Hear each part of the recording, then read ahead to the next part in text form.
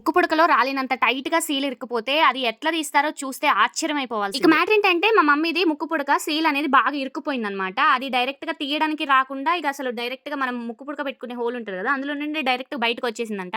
ఎంత తీద్దామని ట్రై చేసినా కూడా అస్సలు రాలేదు. అయితే మా హస్బెండ్‌కి చూపిస్తే అవి ఉంటాయి కదా! దాంతో తీద్దామని ట్రై చేస్తే అస్సలు రాలేదనమాట.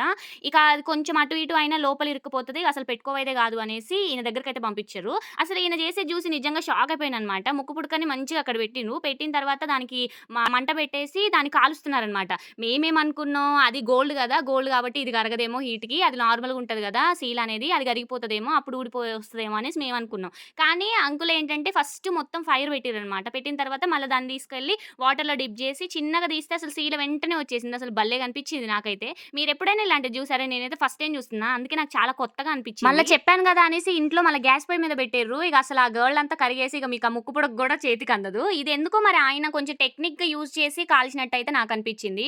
ఇంతకీ అసలు అది ఉత్తగెందుకు రాలేదు? హీట్ పెడితేనే ఎందుకొచ్చిందో నాకింకా అర్థం కాలేదు. మీలో ఎవరికైనా తెలిసుంటే ఖచ్చితంగా కామెంట్ జేయండి. అండ్ ఫైనల్లీ అది తీసుకున్న తర్వాత ఇక మా ఆయన దగ్గరికొచ్చేసినాం అనమాట. సో, అక్కడ అవి సీలులుంటాయి గదా! అవి తీసుకున్నాము. మా మమ్మీ వాళ్ళు ఇంకా సీలలు, ఇయర్ రింగ్స్ పెట్టుకునే సీలలు ఉత్తగే ఇచ్చేసిండు మా ఆయనైతే. ఇవి మనకి ఏ కస్టమర్‌కైనా ఫ్రీగా ఇచ్చేస్తాం. మరి ఈ ప్రాసెస్ గురించి మీకు ముందే తెలుసా? తెలిసుంటే గనుక కామెంట్ జేయండి. లేదా ఇప్పుడే ఫస్ట్ టైమ్ చూస్తున్నట్టయితే మీ ఎక్స్‌పీరియన్స్ ఎట్లుంది? మీరేమనుకున్నారు? మీ థాట్స్ ఏంటి?